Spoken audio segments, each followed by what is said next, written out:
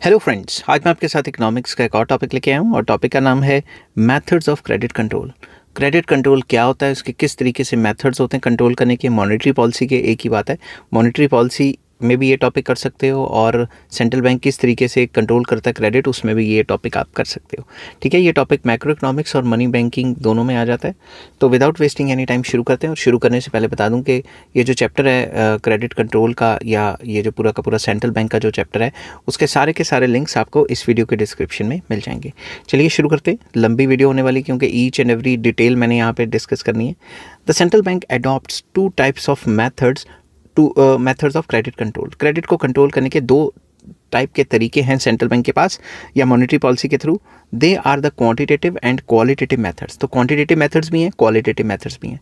Quantitative methods aim at controlling the cost and quantity of credit by adopting such techniques as variations in the bank rate, open market operations and variations in the reserve ratios of the commercial banks. तो जो quantitative method है उसका main मकसद रहता है कि cost of credit और quantity of credit को कंट्रोल करना, और इसको कंट्रोल करने के लिए बैंक रेट या ओपन मार्केट ऑपरेशंस या जो रिजर्व रेशियोज हैं उसमें चेंज लाया जाता है। वो कैसे चेंज लाया जाता है वो मैंने अभी आपको इसी वीडियो में एक्सप्लेन करना है। मगर दूसरी तरफ on the other hand quantitative methods control the use and direction of credit. तो क्वालिटेटिव टेक्निक हमें बताती है कि किस तरीके से पैसे का यूज़ को कंट्रोल किया जाता है, या पैसे की जो लोन्स की जो डायरेक्शंस है या लोन्स का जो यूज़ है उसको कंट्रोल किया जाता है।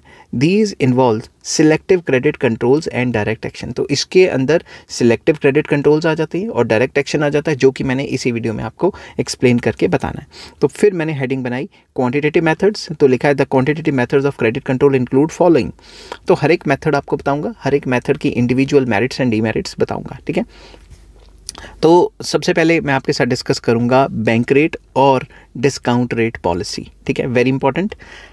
The bank rate or the discount rate is the rate fixed by the central bank at which it rediscounts first class bills of exchange and government securities held by commercial banks. Commercial banks के पास जो भी securities हैं, जो government securities हैं या फिर जो भी ट्रेजरी बिल्स पड़े या कोई फर्स्ट क्लास बिल्स पड़े, उनके एक्सचेंज में सस्ते में लोन्स प्रोवाइड करवाता है। समझ की बात, सस्ते में लोन्स प्रोवाइड करवाना। तो बैंक रेट सिंपल वर्ड्स में वो रेट है जिस पे सेंट्रल बैंक कमर्शियल बैंक्स को लोन्स देता है।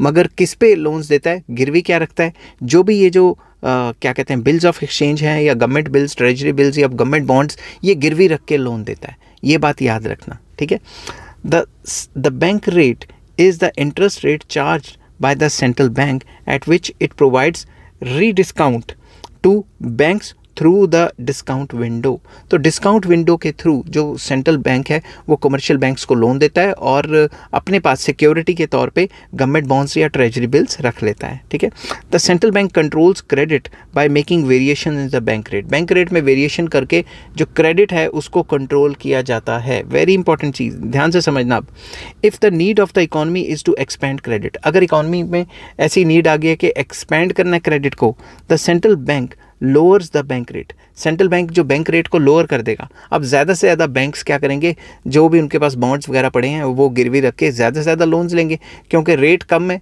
बैंक रेट्स ये जो कर्जा ले रहे हैं सेंट्रल बैंक से वो कम रेट ऑफ इंटरेस्ट पे मिल रहा है, और जो मार्केट में देना है वो ज़्यादा रेट ऑफ इंटरेस्ट पे मिल रहा है, तो बैंक्स को तो फ़ायदा होगा। Borrowing from the central bank becomes cheap and easy. तो सेंट्रल बैंक से पैसा लेना आसान हो जाएगा। So the commercial banks will borrow more. Commercial bank ज़्यादा से ज़्यादा बोरो करेंगे। They will in turn advance loans to customers at low rate. The market rate of interest will be reduced. तो इससे क्या होगा, जब लो रेट पे कर्जा मिल रहा है तो मार्केट में भी लो रेट में भी अगर वो बांटेंगे तो उनको मार्जिन बच जाएगा, और जो मार्जिन बच जाएगा वो उनका प्रॉफिट होगा। दिस एनकरेजेस बिजनेस एक्टिविटी, इसकी वजह से बिजनेस एक्टिविटी बढ़ती है। And expansion of credit flows which encourages the rise in prices, इससे प्राइजेस भी बढ़ते हैं। The opposite happens when credit is to be contracted in the economy, और इससे अपोजिट करना पड़ता है। और जब क्रेडिट को कॉन्ट्रैक्ट करना है तो बैंक रेट को बढ़ाना पड़ता है ताकि लोन्स मार्केट में कम जाएं, और कमर्शियल बैंक सेंट्रल बैंक से कम लोन्स ले या ना ले, और मार्केट में लोन्स महंगे हो जाएंगे। तो महंगे हो जाएंगे तो डिमांड फॉर क्रेडिट कम हो जाएगी और इससे मनी सप्लाई कंट्रोल में आ जाएगी। तो ये तो था आपका बैंक रेट। अब बैंक रेट की कुछ लिमिटेशंस हैं। लिमिटेशंस क्या है, limitations of the bank rate policy.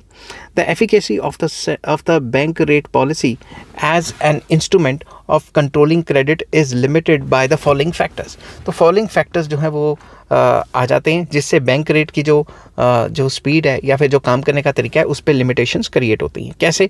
Number 1, market rates do not change with bank rate. Market में जो रेट्स चल रहे होते हैं वो बैंक रेट से चेंज होने से इतनी आसानी से चेंज नहीं होते. The success of bank rate policy depends upon the extent to which other markets of interest, ध्यान से समझना, other market rate of interest change along with the bank rate. फ़ायदा तभी होगा बैंक रेट का जब सारे के सारे जो अदर बैंक रेट्स चल रहे हैं, एक तो वो रेट है जिसपे हमारे से पैसा लिया जा रहा है, नॉन बैंकिंग फाइनेंशियल इंस्टीट्यूशन भी तो पैसा बांट रहे हैं ना, तो जो अदर रेट्स हैं वो भी चेंज हों तब तो फ़ायदा है.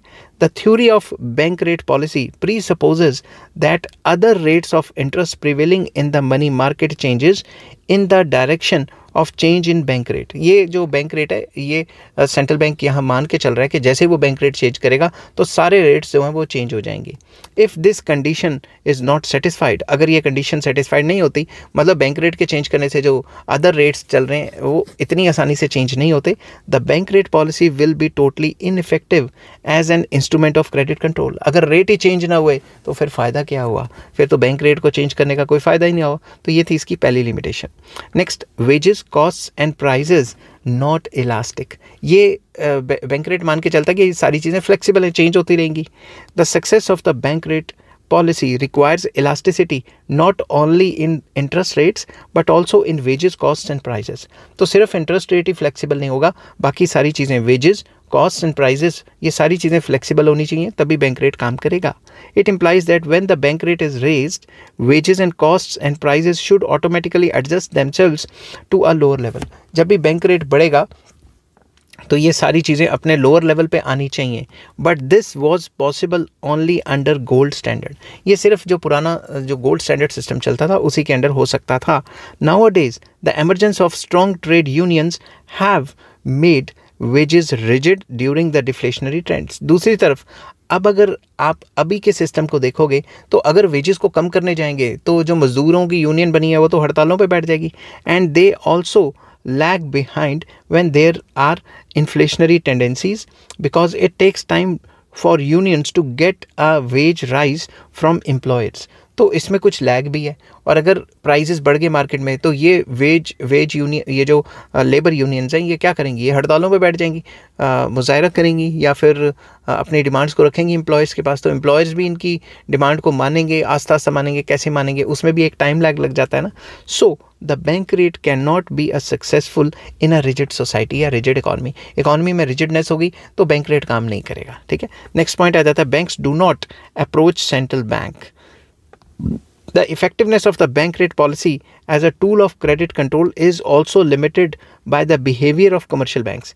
भाई अगर सरकार ने बैंक रेट कम किया है तो कमर्शियल बैंक्स भाग भाग के सेंट्रल बैंक के पास जाएंगे ना कि हमें लोन दो ताकि हम आगे मार्केट में बांटें. अगर बैंक्स ही सेंट्रल बैंक के पास नहीं जाएंगे फिर it is only if the commercial banks approach the central bank for rediscounting facility that मैंने 2 बार लिख दिया, that this policy can be a success. अगर वो सेंट्रल बैंक को अप्रोच ही ना करें लोन के लिए फिर कहाँ की रहेगी सेंट्रल बैंक की इफेक्टिवनेस? खत्म होगी ना. Next, bills of exchange not used, very important.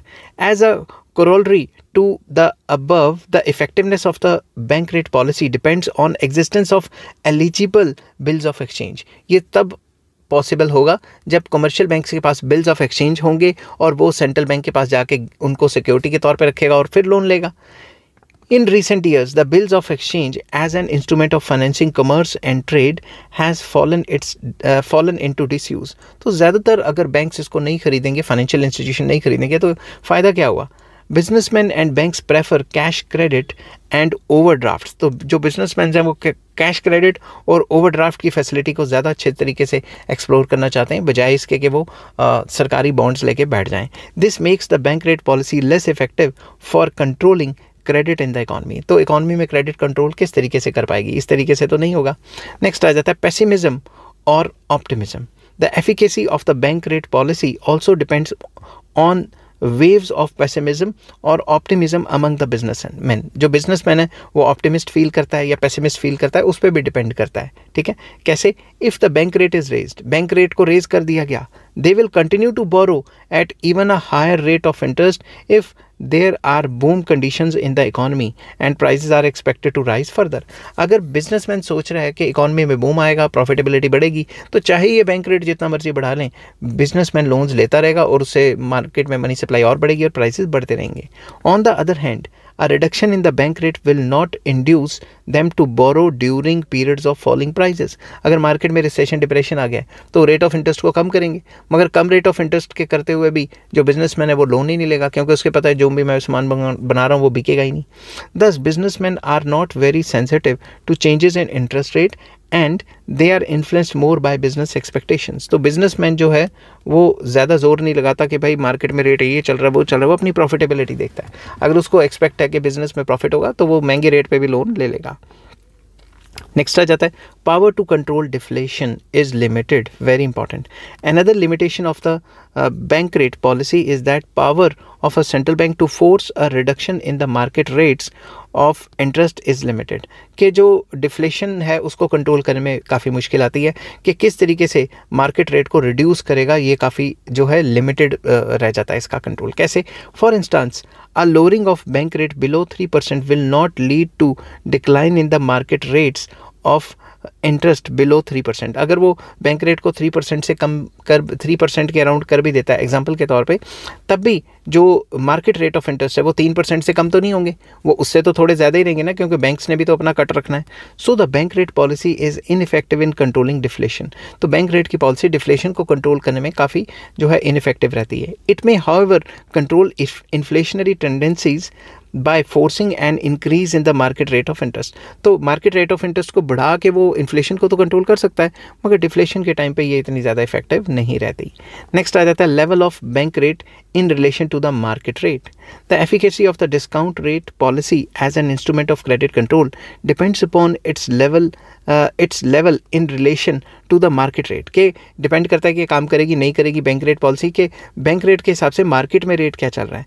If in a boom the bank rate is not raised to such an extent as to make borrowings costly from the central bank and it is not lowered during the recession so as to make borrowings cheaper from it, it would have a destabilizing effect on the economic activity. अगर boom period के time पे market rate को बढ़ाया ना गया, bank rate को नहीं बढ़ाया गया, और जब भी रिसेशन डिप्रेशन चल रहा है तो बैंक रेट को नहीं गिराया गया, उनको टाइम लग गया. ठीक है, ट्रांसमिशन मैकेनिज्म है, वो भी मैंने आपको आगे एक्सप्लेन करना है. तो अगर ये चीज़ें नहीं की गई तो फिर बैंक रेट का फ़ायदा ही क्या हुआ, वो तो कंट्रोल ही नहीं कर पाया, मार्केट के रेट के हिसाब से वो अपने आप को चेंज ही नहीं कर पाया. समझिए बात. उसके बाद आ जाता है non discriminatory. The bank rate policy is non discriminatory.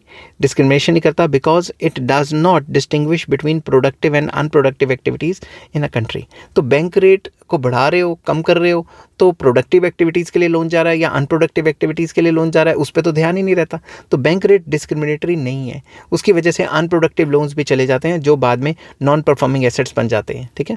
Next आ जाता है not successful in controlling balance of payment disequilibrium. Balance of payment के डिसइक्विलिब्रियम को भी ये कंट्रोल नहीं कर पाता. The bank rate policy is not effective in controlling balance of payment, BOP क्या है, balance of payment disequilibrium in the country because it requires the removal of all restrictions on foreign exchange and movements of international trade. ये ineffective रहता है.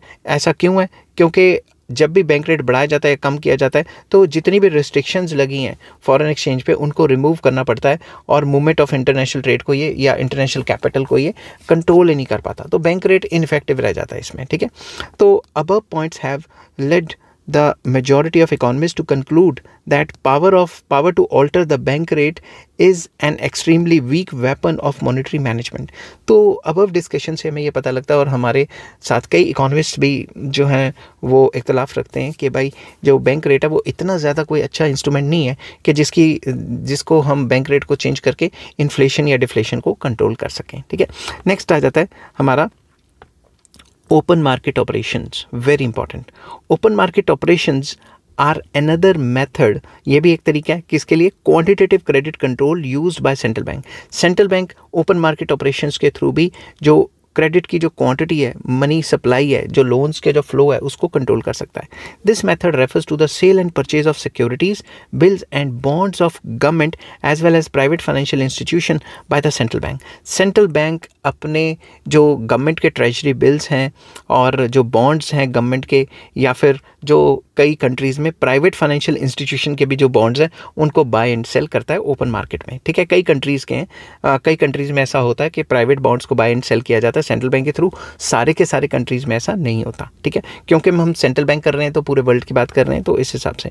But in its narrow sense it simply means dealing only in government securities and bonds. तो अगर हम India के perspective से बात करें तो सिंपल वर्ड्स में गवर्नमेंट के जो बॉन्ड्स हैं और गवर्नमेंट की जो सिक्योरिटीज़ हैं उनको ही बाय एंड सेल किया जाता है। There are two principal motives of open market operations. इसके दो मोटिव्स हैं ओपन मार्केट ऑपरेशंस के। One, to influence the reserves of commercial banks in order to control their power of credit creation। तो अगर सरकारी बॉन्ड्स मार्केट में लाए जाते हैं, बेचे जाते हैं कमर्शियल बैंक्स को, तो जो कमर्शियल बैंक्स जो गवर्नमेंट की सिक्योरिटीज़ या बॉन्ड्स खरीदेगी तो उनके पास जो लोन्स देने का पैसा है, जो रिजर्व्स हैं, वो तो कम हो जाएंगे। To affect the market rate of interest so as to control the commercial bank credit. तो जब उनके पास लोन्स की लिए पैसा कम बच जाएगा तो मार्केट में जो रेट ऑफ इंटरेस्ट है वो बढ़े हुए पे लोन मिलेंगे, क्योंकि लोन्स की सप्लाई कम हो जाएगी, डिमांड ज़्यादा होगी और सप्लाई कम होगी, तो फिर रेट्स तो बढ़ जाएंगे ना। तो इससे इंटरेस्ट रेट को भी कंट्रोल किया जा सकता है। ठीक है, its method of operation is as follows. तो होता क्या, एग्जाम्पल है, suppose the central bank of a country wants to control expansion of credit by commercial banks for the purpose of controlling inflationary pressures within the economy। अगर central bank ने economy में जो inflation है उसको control करना है तो क्या करेगी, it sells securities in the money market amounting to ₹10 crore example के तौर पे। तो वो मार्केट में गवर्नमेंट की सिक्योरिटीज़ को बेचेगी कोई भी फलां रुपीज़ में। The buyers of the securities give the central bank cheques for the amount drawn against the commercial banks in which they have their accounts। तो अगर हमने खरीदना है, मान लो हमने बॉन्ड्स खरीदने हैं या फिर सेंट्रल बैंक या फाइनेंशियल इंस्टीट्यूशंस ने भी बॉन्ड खरीदने हैं, तो उनको चेक चुक देना पड़ेगा, तो अल्टीमेटली पैसा घूम के सेंट्रल बैंक के पास चला जाएगा। The central bank reduces this amount in their account with it. तो सेंट्रल बैंक क्या करेगा, जो भी अकाउंट्स में कमर्शियल बैंक्स के जो पैसे पड़े हुए हैं, जो रिजर्व रिक्वायरमेंट्स के अंदर पैसे पड़े हैं, उनको कम कर देगा। This applies equally if the commercial banks have also purchase the securities from central bank. तो अगर सेंट्रल बैंक से कमर्शियल बैंक्स भी सिक्योरिटीज परचेज करते हैं, हमारा पैसा भी कमर्शियल बैंक के थ्रू सेंट्रल बैंक के पास जा रहा है और कमर्शियल बैंक्स का भी पैसा जा रहा है। ठीक है, the sale of securities in the open market has thus reduced their cash holdings in the central bank. Central bank के पास उनकी कैश होल्डिंग कम हो जाएगी, उनको और रखनी पड़ेगी। This tends to reduce the actual cash ratio of the commercial banks bye ₹10 crore. अगर वो 10 करोड़ ले रहा है तो कमर्शियल बैंक का पैसा 10 करोड़ से कम हो जाएगा। सो एग्जाम्पल के तौर पे बता रहा हूँ, ये 100 करोड़ या 1000 करोड़ में जाता है। So the banks are forced to curtail their lending. तो बैंकों के पास पैसा कम बचेगा तो वो लैंडिंग भी कम करेंगे। ठीक है, दूसरी तरफ on the other hand when the central bank aims at expansionary policy during recessionary period it purchases government securities from the commercial banks and institutions dealing with such securities. दूसरी तरफ अगर मार्केट में रिसेशन या depression चल रहा है तो जिसको बेचा था सरकार ने अपना बॉन्ड या सिक्योरिटी, सेंट्रल बैंक कहेगी कि भाई अब मुझे वापस कर दो और मेरे से पैसे ले लो। The central bank pays the sellers its cheque drawn against itself which are deposited into their accounts with the commercial banks। तो जिसने खरीदा था उन बैंकों में पैसे चले जाएंगे और जो कमर्शियल बैंक्स के पैसे हैं वो भी कमर्शियल बैंक के पास आ जाएंगे। N increase in the supply of bank money through the purchase of securities will reduce the market rates. तो मार्केट में ज़्यादा पैसा आ जाएगा तो लोन्स की जो सप्लाई है वो बढ़ जाएगी। तो उससे क्या होगा, लोन्स की सप्लाई के बढ़ने की वजह से, जब मार्केट में ज़्यादा पैसा आता है लोन्स की सप्लाई के बढ़ने की वजह से मार्केट रेट ऑफ इंटरेस्ट गिर जाएंगे। दस open market operations have direct influence on the market rate of interest. इस वजह से जो ओपन मार्केट ऑपरेशंस है उसका डायरेक्ट इन्फ्लुएंस रहता है मार्केट रेट ऑफ इंटरेस्ट पे। ठीक है, नेक्स्ट आ जाता है, अब कोई भी पॉलिसी है तो उसकी कुछ लिमिटेशंस तो होंगी। Limitations of the open market operations. The effectiveness of the open market operations as a method of credit control is dependent upon the existence of a number of conditions which limit the full working of this policy. जो open market operations है उसकी जो working है कुछ conditions पे based होती है। अगर वो कंडीशंस अच्छे से चलेंगी तभी काम करेगी ओपन मार्केट ऑपरेशंस, वरना नहीं करेगी। सबसे पहला, lack of securities market, very important. The important condition, या the first condition is the existence of a large and well organized security market. Security market well organize होनी चाहिए. अगर लोग सिक्योरिटीज़ या फिर फाइनेंशियल इंस्टीट्यूशन सिक्योरिटी नहीं खरीदेगी तो सरकार निकालती रहे या सेंट्रल बैंक निकालती रहे, क्या घंटे का फ़र्क पड़ता है. This condition is very essential for open market operations because without a well developed security market the central bank will not be able to buy and sell securities on a large scale and thereby influence the reserves of the commercial banks. अगर securities market अच्छी नहीं है, उसमें market में launch कर दिए bonds, जो public है या कमर्शियल बैंक से वो खरीद ही नहीं रही, तो फिर काम कैसे चलेगा, वो तो सिस्टम ही फेल कर जाएगा. Further the central bank must have enough saleable securities with it. तो सेंट्रल बैंक के पास भी उतनी सिक्योरिटीज़ होनी चाहिए जितनी बिक जाएँ. अगर मतलब एक अच्छा सिक्योरिटी मार्केट ही नहीं है, बॉन्ड मार्केट नहीं है, तो फिर खरीदे बेचे कैसे जाएंगे, तो ये सिस्टम तो फेल कर जाएगा. Next, cash reserve ratio not stable. The success of open market operations also requires the maintenance of a stable cash reserve ratio by the commercial banks.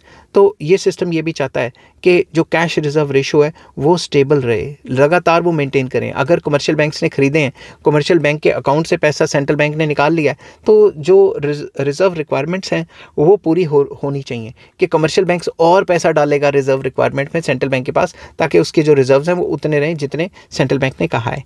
It implies that when the central bank sells or buys securities, the reserves of the commercial banks decrease or increase accordingly to maintain fixed ratio. अगर सरकार ने मान लो वो बेचे, सरकार कह रहा हूँ, अगर गवर्नमेंट बॉन्ड्स को बेचा गया, एग्जांपल के तौर पे दिमाग से समझना इस बात को, अगर सेंट्रल बैंक ने गवर्नमेंट बॉन्ड्स, गवर्नमेंट सिक्योरिटीज़ बेची, ठीक है, कमर्शियल बैंक्स से पैसा आ गया सेंट्रल बैंक के पास, ठीक है, तो उनको रिजर्व रिक्वायरमेंट को मेंटेन करने के लिए और पैसा डालना पड़ेगा सेंट्रल बैंक के पास, ठीक है. एग्जांपल के तौर पे मैं लिखता हूँ, यहाँ लिख दिया सेंट्रल बैंक, यहाँ लिख दिया कमर्शियल बैंक ए. कमर्शियल बैंक का कुछ पैसा सेंट्रल बैंक के पास पड़ा है, रिजर्व रिक्वायरमेंट. अब इसने अगर बॉन्ड्स खरीदे तो ये पैसा सेंट्रल बैंक की जेब में चला जाएगा और ये पैसा कम हो गया. अब इसको और पैसा डालना पड़ेगा ना, इसको और ज़्यादा मतलब मेंटेन करने के लिए, क्योंकि जो भी रिजर्व रिक्वायरमेंट सेंट्रल बैंक ने दी है वो तो मेंटेन करनी है, ठीक है. अगर कमर्शियल बैंक इसमें फेल हो जाता है तो फिर ओपन मार्केट ऑपरेशंस का क्या फ़ायदा हुआ. मोर ओवर, जब भी दूसरी तरफ जब भी सेंट्रल बैंक जो है इनको मैच्योर करेगा और वापस पैसा डालेगा इसके अंदर, ठीक है, जो कमर्शियल बैंक्स का पैसा है वो बढ़ जाएगा, सेंट्रल बैंक के पास कमर्शियल बैंक का ज़्यादा पैसा आ जाएगा. मगर अगर वही पैसा कमर्शियल बैंक्स यूज़ ही ना करें लोन्स के लिए, फिर भी काम तमाम हो गया. समझ गई बात. But usually the banks do not stick to the legal minimum reserve ratio and keep a higher ratio than this. तो वो अपना ज़्यादा पैसा पड़े रहने देते हैं सेंट्रल बैंक के पास. This makes open market operations less effective in controlling the volume of credit. तो इस तरीके से वॉल्यूम ऑफ क्रेडिट को मेंटेन नहीं किया जा सकता. तो सेंट्रल बैंक जो है ओपन मार्केट ऑपरेशंस के थ्रू इस सिचुएशन में फेल कर जाता है. Next, banks act differently. हर एक बैंक का अपना अपना तरीका है. Open market operations are successful only if people act the way central bank expects them. लोग या commercial banks इस तरीके से act करें जिस हिसाब से central bank चाहता है. When the central bank sells securities, it expects the business community and financial institutions to restrict the use of credit. तो जब भी सेंट्रल बैंक इशू करता है सिक्योरिटीज़ ओपन मार्केट में बेचने के लिए करता है, तो बैंक जो सेंट्रल बैंक है वो एक्सपेक्ट करता है कि जितनी भी फाइनेंशियल इंस्टीट्यूशन या बिजनेस कम्युनिटी है वो कम से कम लोन्स दे और लोन्स का जो है फ्लो कम हो जाए. If they simultaneously start dishoarding money, the act of selling securities by the central bank will not be a success in restricting credit. अगर वो उसी टाइम पे अगर जो उनके पास होल्डेड मनी पड़ा है, बैंकों में पैसा पड़ा है, वो निकाल के और ज़्यादा खर्चना शुरू कर देंगे तो मनी सप्लाई पे तो कोई फ़र्क नहीं पड़ा. Similarly the purchase of securities bye the central bank will not be effective if people start holding money. अगर दूसरी तरफ जो सेंट्रल बैंक है अगर वो लोगों से परचेज़ करना शुरू कर दे या इंस्टीट्यूशन से जो भी उसने बॉन्ड्स बेचे हैं वो ख़रीद के पैसा दे दे, और जब इकोनॉमी में पैसा आएगा और सारे के सारे पैसा दबा के बैठ जाए, खर्चे ही ना, तो मार्केट में मनी सप्लाई बढ़ेगी नहीं. तो ये डिपेंड करता है कि एक्सपेक्टेशंस क्या हैं, जो सेंट्रल बैंक करवाना चाहता है क्या वो लोग कर रहे हैं. अगर वो डिफरेंटली एक्ट करते हैं तो फिर तो ओपन मार्केट ऑपरेशंस का कोई फ़ायदा ही नहीं रहा. नेक्स्ट आ जाता है पेसिमिस्टिक और optimistic attitude. Pessimistic or optimistic attitude of the business community also limits the operation of open market policy. कैसे? When central bank purchases securities and increases money supply, the supply of bank money, businessmen may be unwilling to take loans during depression because of the prevailing pessimism among them. अगर central bank चाहती है कि हम economy से purchase कर ले bonds and securities ताकि market में पैसा ज़्यादा आ जाए, बैंकों के पास ज़्यादा पैसा आ जाए, मगर जो बिज़नेस कम्युनिटी है वो लोन्स ही नहीं लेना चाहती क्योंकि मार्केट में रिसेशन है, डिमांड नहीं है, तो उस हिसाब से तो ये सिस्टम फेल कर जाएगा. On the other hand, if businessmen are optimistic during boom, the sale of securities of central bank to contract the supply of bank money and even the rise in the market rates cannot discourage them from getting loans from the banks. और अगर market में boom चल रहा है और simultaneously central bank ने जो securities हैं वो सेल भी कर दी, फिर भी महंगे रेट ऑफ इंटरेस्ट पे भी जो है वो बिजनेसमैन लोन ले लेंगे क्योंकि वो एक्सपेक्ट करते हैं कि मार्केट बढ़ेगी और उनकी चीज़ें बिकेंगी. On the whole, this policy is more successful in controlling booms than depression. तो ये बूम पीरियड में तो जो है वो कर लेगी कंट्रोल, डिप्रेशन के पीरियड में थोड़ा ये अनसक्सेसफुल सी रह जाएगी. ठीक है, तो सिंपल वर्ड्स में बूम को कंट्रोल कर सकती है, डिप्रेशन के टाइम पे ये इतना ज़्यादा इफेक्टिव नहीं रहेगी. नेक्स्ट आ जाता है velocity of credit money not constant. जो क्रेडिट मनी की जो वेलोसिटी है, पैसा कितनी तेज़ी से घूम रहा है, वो वेलोसिटी कांस्टेंट नहीं है. The success of open market operations depends upon a constant velocity of circulation of bank money, कि बैंक मनी कितनी स्पीड से, कितनी वेलोसिटी से इकोनॉमी में घूमता है. But the velocity of credit money is not constant. ज़्यादा तेज़ी से भी घूम सकता है, कम तेज़ी से भी घूम सकता है. It increases during period of brisk business activity and decreases during the period of falling prices. तो जब इकोनॉमी बूम पीरियड में होती है तो पैसा ज़्यादा तेज़ी से घूम रहा होता है, वेलोसिटी हाई रहती है, मगर डिप्रेशन के टाइम पे लो हो जाती है वेलोसिटी.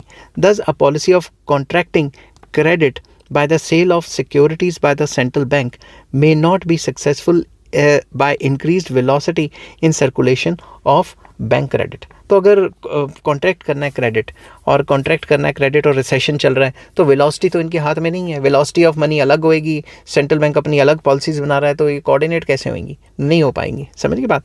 तो अब कंक्लूड करते हैं इसको. Despite these limitations, open market operations are more effective than the other instrument of credit control available with the central bank. Central bank के पास जितने भी इंस्ट्रूमेंट्स हैं उनमें काफ़ी अच्छा इंस्ट्रूमेंट ये माना जाता है, काफ़ी इफेक्टिव रहता है. This method is being successfully used for controlling credit in developing countries where the securities market is highly developed. तो ज़्यादातर ये डेवलप कंट्रीज़ में जो है, डेवलपिंग कंट्रीज़ अगर मैंने बोला हो तो वो डेवलप कंट्रीज़ था, अगर मेरे मुंह से निकल गया हो मुझे अब पता नहीं. तो डेवलप कंट्रीज़ में ये चीज़ काफ़ी जो है इफेक्टिव रहती है क्योंकि वहाँ पे जो बॉन्ड मार्केट है या जो सिक्योरिटीज़ मार्केट है वो हाईली डेवलप होती है और अच्छे से काम होता है वहाँ पर. ठीक है, तो जहाँ पर बॉन्ड मार्केट अच्छे से काम करती है उसके लिए ये बहुत ज़रूरी है. नेक्स्ट आ जाता है वेरिएबल रिजर्व रेशो, जिसको रिक्वायर्ड रिजर्व रेशो भी कहा जाता है या लीगल मिनिमम रिक्वायरमेंट्स भी कहा जाता है. Very important. Variable reserve ratio और रिक्वायर्ड रिजर्व रेशो और legal minimum requirements as a method of credit control was firstly suggested by Keynes, James Keynes, John Maynard Keynes, and was adopted by Federal Reserve System for United States in 1935. तो ये Keynes ने suggest किया था कि minimum requirements रखनी चाहिए ताकि central bank जो अच्छे से कंट्रोल कर सके, और ये 1935 में जो यूनाइटेड स्टेट्स के जो फेडरल रिजर्व्स हैं उन्होंने इसको अडॉप्ट किया. Every commercial bank is required by law to maintain a minimum percentage of its deposits with central bank. तो ये लॉ कहता है कि हर एक कमर्शियल बैंक का कुछ परसेंटेज जो है सेंट्रल बैंक के पास पड़ा होना चाहिए. The minimum amount of reserves with central bank may be either in percentage of its total time and demand deposit separately और the total deposit. Simple words में जितना भी कमर्शियल बैंक का टोटल डिपॉजिट्स है उसका कुछ परसेंटेज जो है सेंट्रल बैंक के पास होना चाहिए. Whatever the amount of money remains with the commercial banks over and above these minimum reserves is known as excess reserves. तो जो भी पैसा, जैसे ये इसमें से इतना परसेंट जो है सेंट्रल बैंक ने रख लिया, तो ये जो सारा पैसा बचा है जो कमर्शियल बैंक्स के पास बचा है उसको एक्सेस रिजर्व्स कहा जाता है, और इसी एक्सेस रिजर्व्स में से लोन्स दिए जाते हैं. ठीक है, लोन्स कैसे प्रोवाइड होते हैं, इन्हीं एक्सेस रिजर्व्स में से. It is on the basis of these excess reserves that commercial bank is able to create credit. तो इन्हीं जो एक्सेस रिजर्व्स हैं इन्हीं में से बैंक्स लोन्स देते हैं आगे. The larger the excess reserves, the larger the size of the excess reserves, the greater is the power of bank to create credit and vice versa. तो जितना ज़्यादा एक्सेस रिजर्व्स होंगे उतना ज़्यादा बैंक्स लोन दे पाएंगे.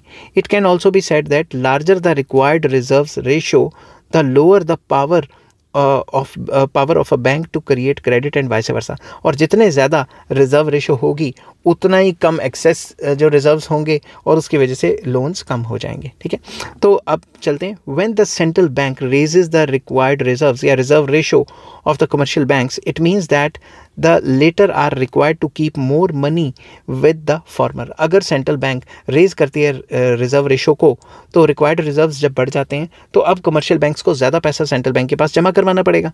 Consequently the excess reserves with the commercial banks are reduced and they can lend less than before. तो अब कमर्शियल बैंक्स के पास कम पैसा बच जाएगा लोन देने के लिए और अब वो पहले से कम लोन्स देंगे।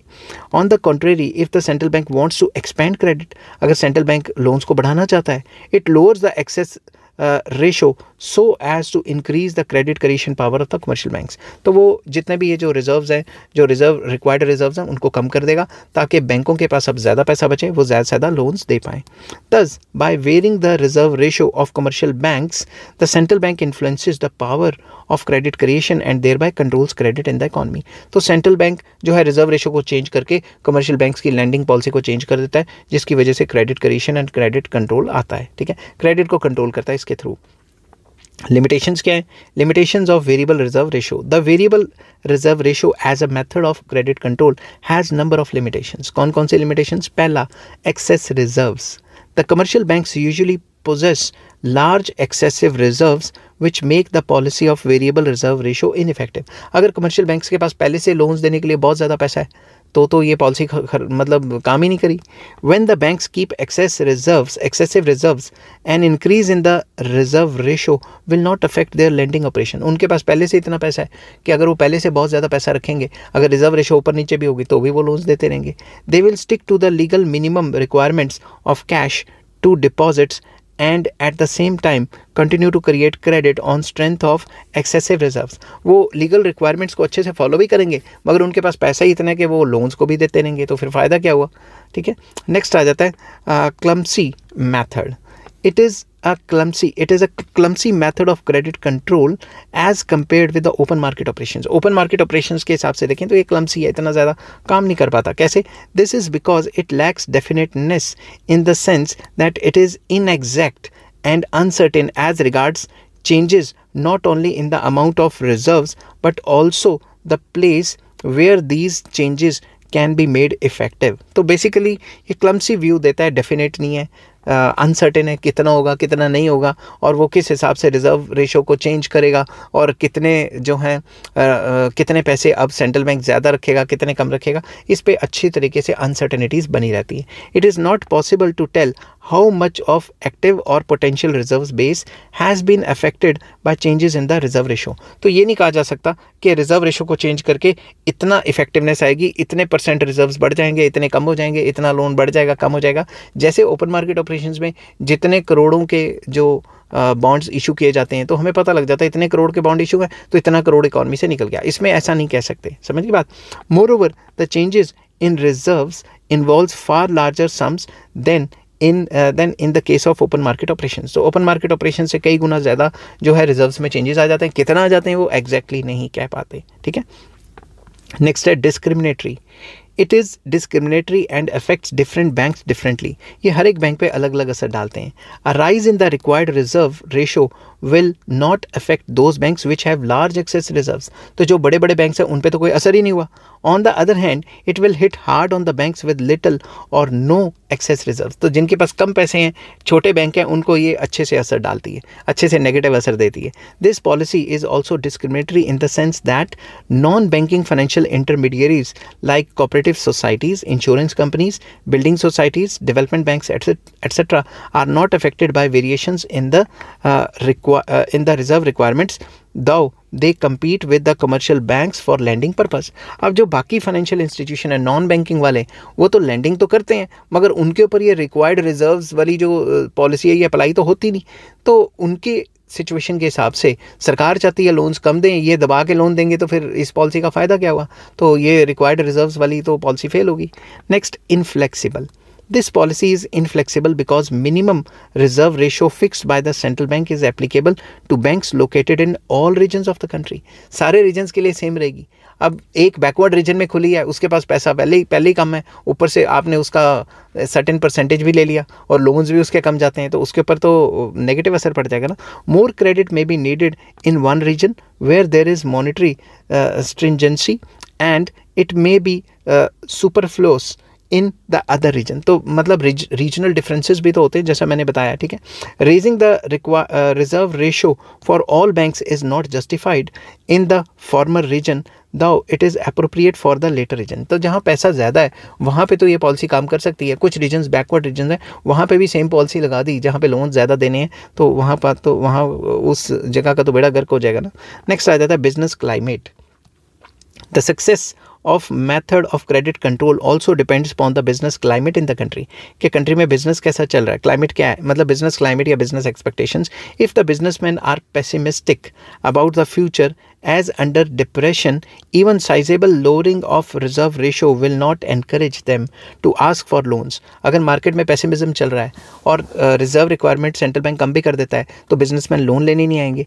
Similarly, if they are optimistic about profit expectations, a considerable rise in the variable ratio will not prevent them from asking for more loans from the banks. अगर मार्केट में एक्सपेक्टेशंस अच्छी चल रही हैं, वो ऑप्टिमिस्ट चल रहे हैं, तो वो महंगे रेटों पे भी लोन ले लेंगे, तो रिजर्व रिक्वायरमेंट को कम करने का भी कोई फ़ायदा नहीं होगा. समझ की बात. तो ये तो थी क्वांटिटेटिव मेथड्स. नेक्स्ट आ जाता है क्वालिटेटिव मेथड्स. तो क्वालिटेटिव मेथड या सिलेक्टिव क्रेडिट कंट्रोल, ये एक ही बात है. सिलेक्टिव और qualitative method of credit creation are meant to regulate and control the supply of credit among its possible users and users. तो इसमें क्या होता है कि कहाँ पे कितना फ्लो होगा, कैसा होगा, क्रेडिट के यूज़ को कंट्रोल किया जाता है. they are different from quantitative or general methods which aim at controlling the cost and quantity of credit. तो ये जो methods हैं ये different है, ये cost और quantity को control नहीं करते. Unlike the quantitative instruments, selective instruments do not affect the total amount of credit but the amount that is put to use in particular sector in the economy. तो ये quantity को control नहीं करते, ये सिर्फ direction को देते हैं कि फलां सेक्टर में इतना पैसा जाना चाहिए ताकि इकोनॉमिक डेवलपमेंट हो.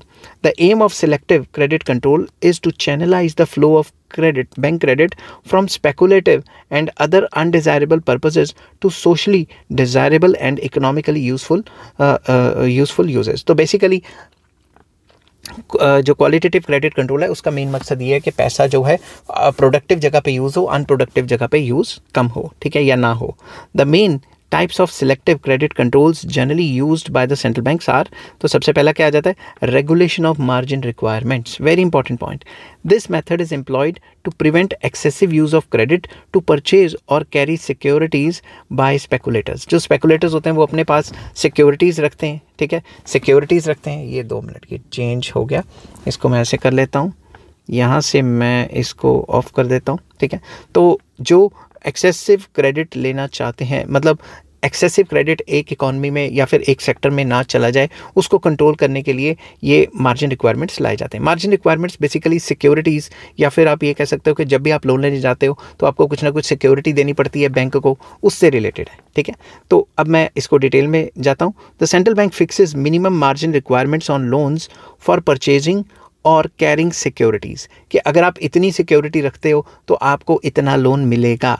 They are in fact the percentage of the value of security that cannot be borrowed or lent. तो सिंपल वर्ड्स में आप कह सकते हो कि अगर आपने एक घर है 1 करोड़ का, ठीक है, एक दिमाग से समझना, 1 करोड़ का घर है, 1 करोड़ के घर पे आपको 1 करोड़ का लोन नहीं मिलेगा.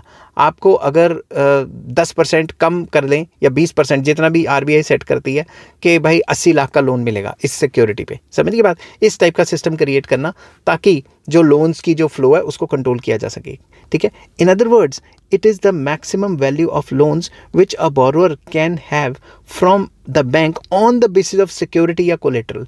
कि एक चीज़ जो आपने गिरवी रखी है या फिर जो सिक्योरिटी दी है बैंक को, उसके बेस पे आप कितना मैक्सिमम लोन ले सकते हो। तो इसका एक एग्जांपल है, for example if the central bank fixes a 10% margin on the value of a security worth rupees 1000, then the commercial banks can lend only 900 to the holder of the security and keep 100 with it। Simple words में, अगर आप किसी bank में गए, आपने कोई 1000 रुपये की सिक्योरिटी दी कि भाई मेरे को लोन चाहिए, तो बैंक मैक्सिमम आपको 900 लोन दे सकता है और वो जो 100 रुपीज़ है उसका लोन नहीं देगा। समझ गए बात। तो सिंपल वर्ड्स में सेंट्रल बैंक पीछे से सेटिंग करता है कि अगर कोई एग्रीकल्चर सेक्टर के लिए या फलां सेक्टर के लिए लेने आए तो ये रिक्वायरमेंट कम भी कर देना, और अगर किसी और सेक्टर के लिए लेने आए जो सेंट्रल बैंक ने बताए हुए हैं तो उसके लिए ये जो मार्जिन है ये बढ़ा देना, ताकि उन सेक्टर्स में पैसा ना जाए और जिस सेक्टर्स में जो सेंट्रल बैंक या गवर्नमेंट चाहती है उस सेक्टर्स में पैसा जाए।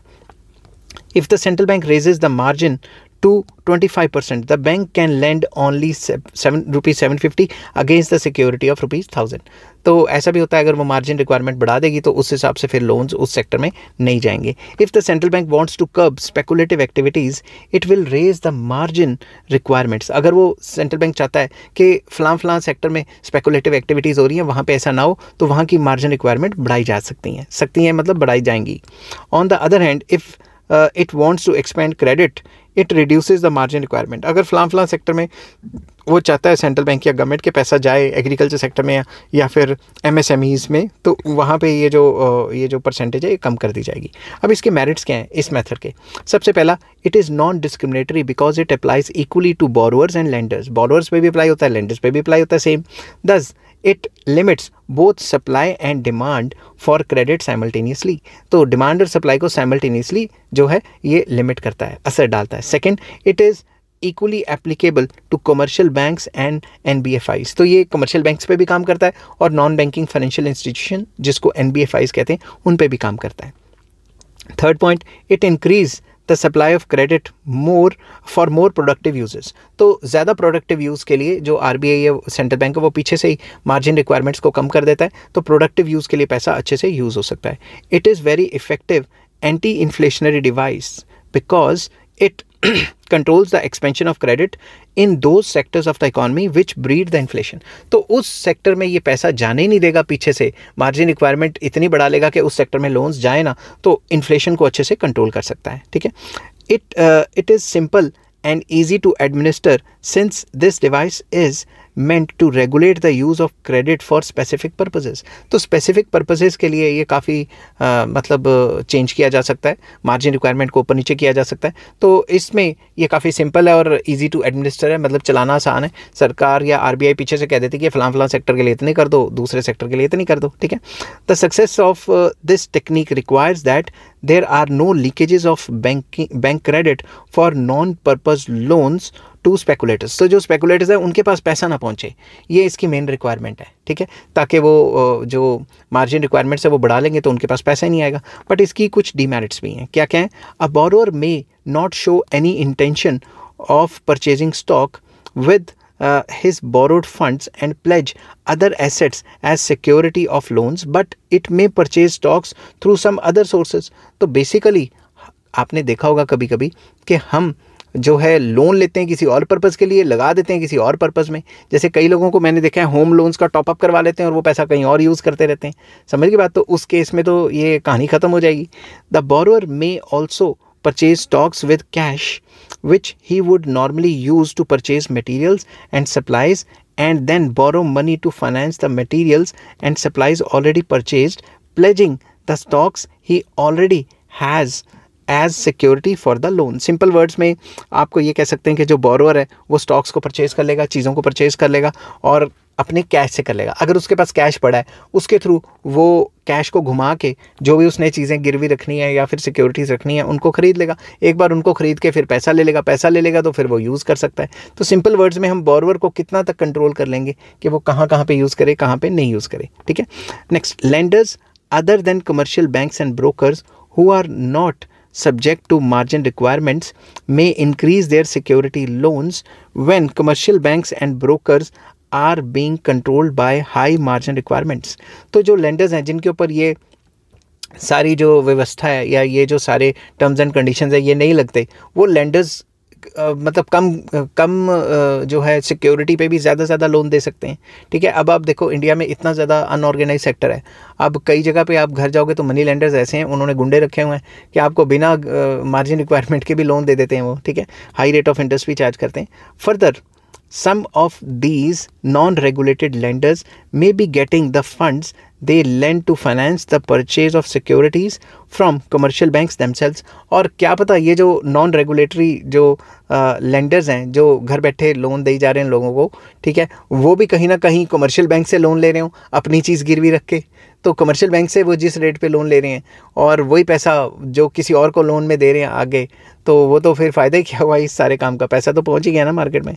Despite these weaknesses in practice, margin requirements is a useful device of credit control. ये कई वीकनेसेस हैं, फिर भी जो मार्जिन रिक्वायरमेंट्स है ये एक अच्छा टूल है जिसके थ्रू हम जो है मनी सप्लाई को अच्छे से कंट्रोल कर सकते हैं, लोन्स के फ्लो को। नेक्स्ट आ जाता है regulation of consumer credit, very important.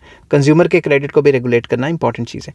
This is another method of selective control which aims at regulation of consumer instalment credit और हायर परचेज फाइनेंस। तो कंज्यूमर के क्रेडिट को या इंस्टॉलमेंट की फैसिलिटी को या हायर परचेज की फाइनेंस को कंट्रोल किया जाता है इसके through. The main objective of this instrument is to regulate the demand for durable consumer goods in the interest of the economic stability. तो मेन मकसद ये रहता है कि कंज्यूमर गुड्स की जो ड्यूरेबल कंज्यूमर गुड्स हैं उनकी डिमांड को इन्फ्लुएंस किया जाए और इकोनॉमिक स्टेबिलिटी की तरफ देखा जाए। इसीलिए तो लैपटॉप खरीदो, कार खरीदो, इतनी इंस्टॉलमेंट उतनी इंस्टॉलमेंट, ऐसी फैसिलिटीज़ आती रहती हैं।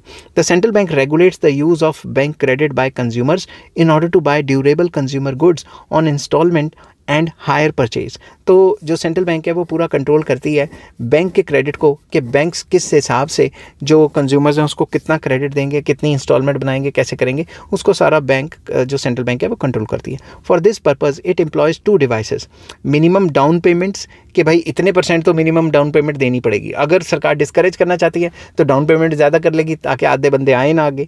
And maximum period of repayment, कि अगर पीरियड ऑफ रीपेमेंट भी कम कर देगी तो लोग डिस्करेज कर सकते हैं। पेमेंट ऑफ ये जो पीरियड है मिनिमम जो मैक्सिमम पेमेंट है पीरियड का वो बढ़ा देगी तो ज़्यादा लोग आगे आ जाएंगे। समझ की बात। अब इस मेथड के मेरिट्स क्या हैं? The regulation of consumer credit is more effective in controlling credit in the case of durable consumer goods during both booms and slumps, whereas general credit controls fails in this area। अगर consumer के credit को control करेगी तो वो अच्छे से जो है वो मार्केट में डिमांड को कंट्रोल करता है और मनी की सप्लाई को कंट्रोल करता है। अदर जो इंस्ट्रूमेंट्स हैं वो इतने अच्छे से काम नहीं कर पाते। The reason is that the latter operates with a time lag, जो बाकी इंस्ट्रूमेंट है उनमें टाइम लैग है। Moreover the demand for consumer credit in case of durable consumer goods is interest inelastic. तो ये क्या है? Interest in elastic. Car लेनी है तो कोई बात नहीं यार, कार लेनी है तो लेनी है, थोड़ा बहुत ऊपर नीचे हो जाए कोई बात नहीं। फ्रिज टीवी लेना है EMIs पे या फिर इंस्टॉलमेंट्स पे तो थोड़ा बहुत रेट ऑफ इंटरेस्ट ऊपर नीचे हो जाए तो कोई फर्क नहीं पड़ता, लेना ही लेना है। The consumers are motivated to buy such goods under the influence of demonstration effect and not the rate of interest, and the rate of interest has little effect या लिटिल कंसिडरेशन फॉर देम। अब मेरे पड़ोसी ने car ले ली तो मुझे तो लेनी पड़ेगी इंस्टॉलमेंट में, मैं ये थोड़ा ना देखूंगा रेट ऑफ इंटरेस्ट ऊपर है या नीचे। मेरे पड़ोसी ने या मेरे जो नेबर्स हैं उन्होंने अगर बड़ा टीवी ले लिया तो मुझे भी लेना पड़ेगा। तो कंज्यूमर्स में दिखावा ज़्यादा है और वो रेट ऑफ इंटरेस्ट के लिए कम सेंसिटिव होते हैं, ठीक है। तो इसका डीमेरिट्स क्या है? अब it is cumbersome, technically defective and difficult to administer because it has a narrow base। ये सिर्फ उन कंज्यूमर्स को टारगेट करेगा जिनके पास एबिलिटी है रीपे करने की, या फिर वो रीपे भी नहीं करेंगे। In other words it is applicable to a particular class of borrowers whose demand for credit forms an insignificant part of the total credit requirements। तो ये सिर्फ उन्हीं बोरोस को टारगेट करती है जो कंज्यूमर्स हैं, और कंज्यूमर्स इतना ज़्यादा बोरो कहाँ करते हैं, ठीक है। ज़्यादा तो बिजनेसमैन बोरो करते हैं, ज़्यादा से ज़्यादा कार ले ली 8-10 लाख की, 20 लाख की, इतना ही होएगा, ठीक है। अब बिजनेसमैन कितने अरबों खरबों का लोन लेते हैं। It therefore discriminates between the different types of borrowers में डिस्क्रिमिनेट करता है। This method affects only persons with limited incomes and leaves out higher income groups, क्योंकि वो तो अपनी बिजनेस इनकम को शो करके और बिजनेस के खर्चे दिखा देते हैं। It tends to mal allocate resources by shifting away from industries which are covered by credit regulations and lead to expansion of other industries which do not have credit restrictions. तो ये allocation miss allocate करते हैं पैसे को, या फिर माल allocate करते हैं, तो पैसा उन इंडस्ट्री से निकल जाता है जहाँ पे सेंट्रल बैंक के रिक्वायरमेंट्स हैं और वहाँ पे चला जाता है जहाँ पे रिक्वायरमेंट्स नहीं है। ऐसी रिक्वायरमेंट्स नहीं होंगी तो वहाँ पे आसानी से लोन दिया जा सकता है। समझ की बात। नेक्स्ट आ जाता है थर्ड पॉइंट क्वालिटेटिव का, rationing of credit. Very important. Rationing of credit is another selective method of credit of controlling the credit and regulating for the purpose of for which credit is granted by commercial banks. तो rationing of credit का मतलब है कि एक तय कर लेते हैं कि इतना परसेंटेज सेक्टर को जाएगा, इतना परसेंटेज सेक्टर को, इतना परसेंटेज सेक्टर को, तो राशनिंग कर देते हैं। ठीक है।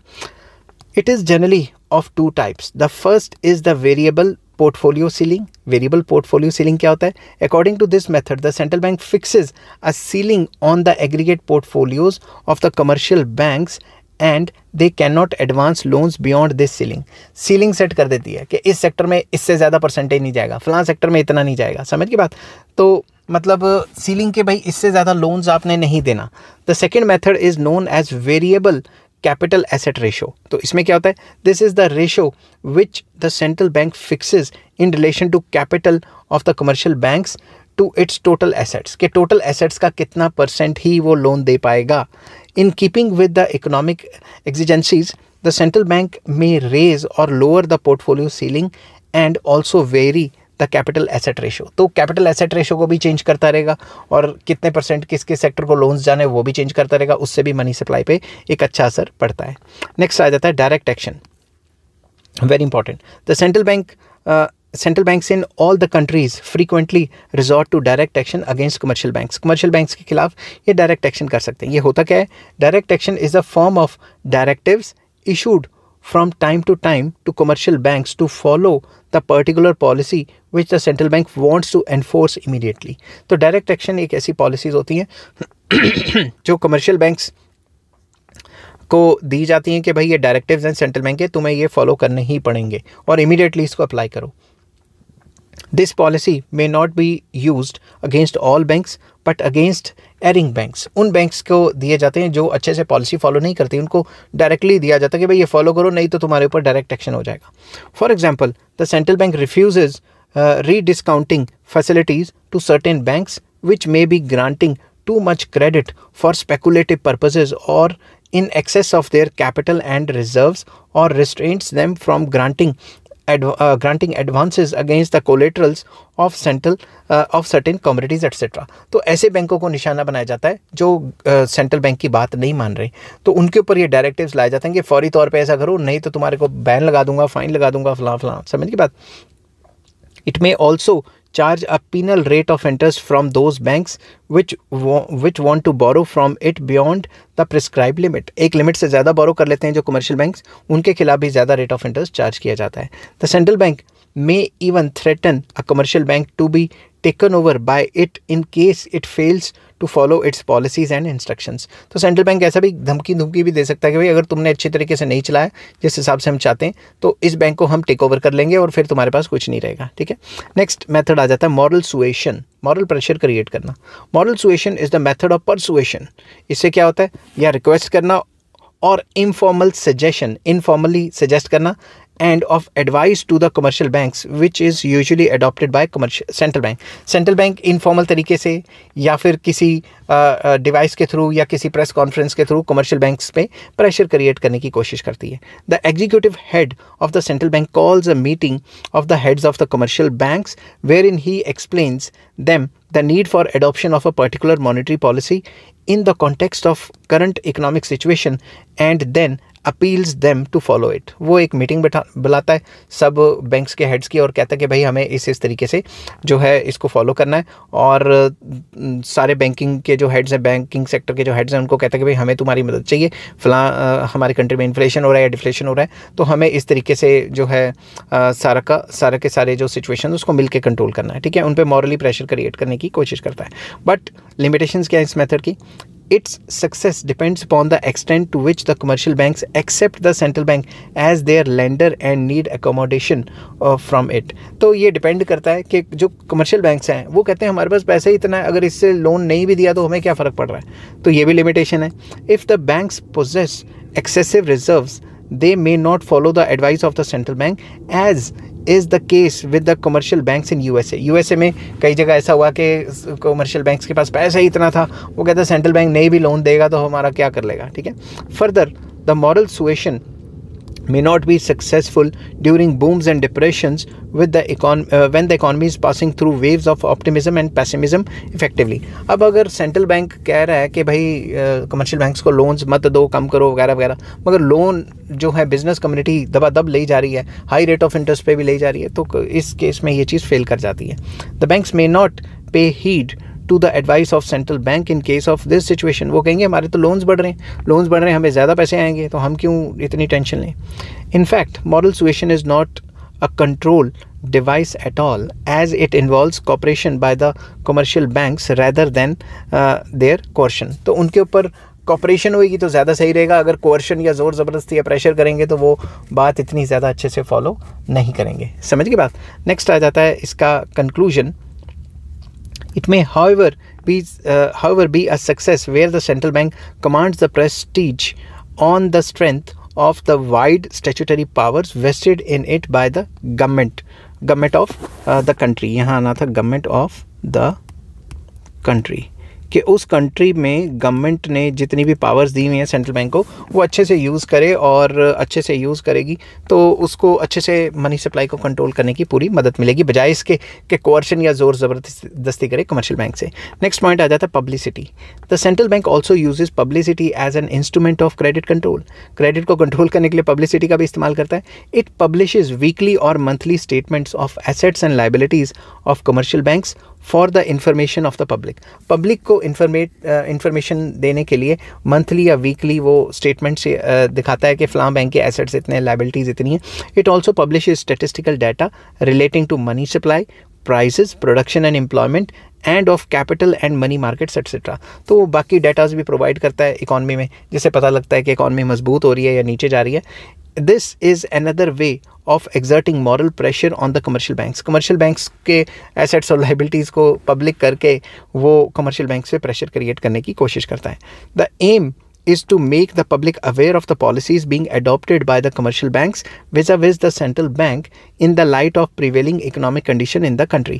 ये डाटा इसलिए पब्लिक करता है ताकि लोगों को ये पता लगे कि जो सेंट्रल बैंक है वो ये चीज़ें चाहता है और कमर्शियल बैंक्स ऐसा ऐसा काम कर रहे हैं. तो इससे इनडायरेक्टली लोग देखते हैं भाई ये तो फॉलो नहीं कर रहा सेंट्रल बैंक की, पता नहीं इस पर कब कोई फाइन लग जाए, हमारा पैसा डूब जाए नहीं डूबे. तो लोग फिर अपने डिसीजन लेते हैं, उन बैंकों से निकल के उन बैंकों में चले जाते हैं जहाँ पे अच्छे से ये पॉलिसीज़ फॉलो हो रही हैं.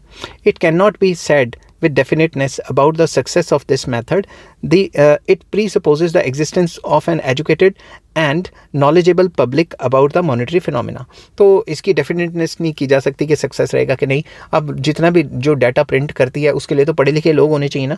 अगर लोग ही पढ़े लिखे नहीं है, पढ़े लिखे है भी मगर इंटरेस्ट नहीं दे रहे, तो इसका क्या काम. But even in the advance countries the percentage of such people is negligible. पढ़ी लिखी कंट्रीज़ में भी जो है इसका जो काम है वो इतना ज़्यादा सही नहीं है. It is therefore highly doubtful if they can exert any moral pressure on banks to strictly follow the policies of the central bank. तो सेंट्रल बैंक इसके थ्रू कितना प्रेशराइज कर पाएगा, इस पे भी क्वेश्चन है. Hence, publicity is an instrument of selective credit control is only for academic interests. तो ये सिर्फ academic interest के लिए ठीक रहता है, बाकी ये हंसी मजाक ही है. ठीक है. अब limitations क्या हैं? Limitations of the selective credit control. ये जो qualitative instruments हैं इसके क्या limitations हैं? Though regarded superior to quantitative credit controls, yet selective credit controls are not free from certain limitations. Quantitative से अगर ये superior माने भी जा रहे हैं फिर भी इनमें कुछ ना कुछ limitations हैं. पहला, limited coverage, very important. Like general credit controls, selective credit controls have a limited coverage. ये limited percentage को ही cover कर पाते हैं. They are only applicable to commercial banks but not to non-banking financial institution. ये NBFCs या NBFIs पे तो apply होते नहीं. But in the case of regulation of consumer credit, it is applicable for both banking and non-banking institutions, but it becomes cumbersome to administer this technique. तो consumer credit के लिए तो ये NBFIs पे भी अप्लाई हो जाता है, बट कितना होता है, कौन कितना फॉलो करता है, इस पे थोड़ा क्वेश्चन मार्क ही है, ठीक है। बाकी वो स्ट्रिक्ट पॉलिसीज़ जो बैंकिंग पे होती हैं एप्लीकेबल, वो NBFIs पे नहीं होती एक्सेप्ट कंज्यूमर क्रेडिट। नेक्स्ट आ जाता है no specificity. Selective credit controls fail to fulfil the specificity function.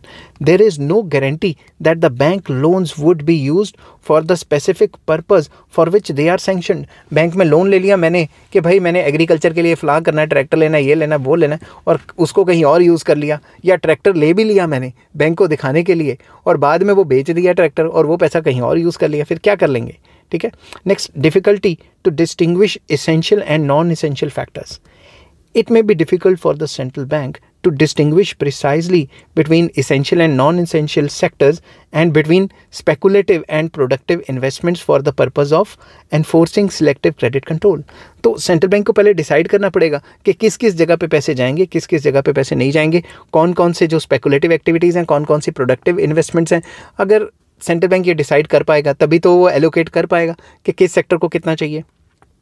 The same reasoning applies to the commercial bank for the purpose of advancing loans unless they are specifically laid down by the central bank. तो central bank ही उनको बताएगा ना कि भाई किसके sector में जाना, किसके सेक्टर में नहीं जाना पैसा। तो ये सारा कुछ गवर्नमेंट पॉलिसी के ऊपर डिपेंड करता है और इतना ज़्यादा स्पेसिफिसिटी नहीं है कि किस सेक्टर में इतना सीलिंग लगा दिया, इससे ज़्यादा नहीं जाना चाहिए। तो काफ़ी चीज़ें इसमें हैं जो क्वेश्चन मार्क क्रिएट करती हैं। नेक्स्ट आ जाता है require large staff.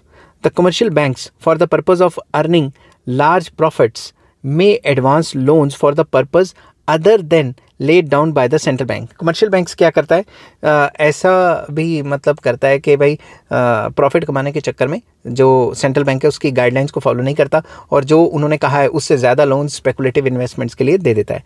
This is particularly so if the central bank does not have a large staff to check minutely the accounts of the commercial banks. अगर सेंट्रल बैंक के पास large staff है जो हर एक bank के ऊपर नज़र रख के बैठा हुआ है तो सही है। अगर सेंट्रल बैंक के पास ही स्टाफ की शॉर्टेज है तो कहाँ से करेगा, ठीक है। As a matter of fact, no central bank can afford to check their accounts. अगर स्टाफ ही छोटा है तो किस तरीके से अकाउंट चेक करेगा। Hence, selective credit control are liable to be ineffective in case of unscrupulous banks. तो भाई ये जो बैंक्स है जो फॉलो नहीं करते अच्छे से सेंट्रल बैंक की टर्म्स एंड कंडीशंस को, ऊपर से क्या कहते हैं स्टाफ की भी शॉर्टेज है, तो किस तरीके से इसको मतलब कंट्रोल करेंगे। नेक्स्ट आ जाता है डिस्क्रिमिनेटरी।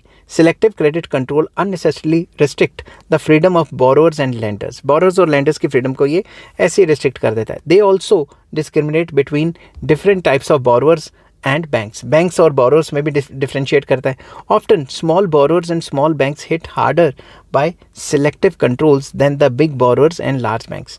तो large banks के पास इतना पैसा बहुत ज़्यादा होता है तो उस पर इतना ज़्यादा जो असर नहीं होता, small borrowers के ऊपर काफ़ी ज़्यादा इसका नेगेटिव असर रहता है।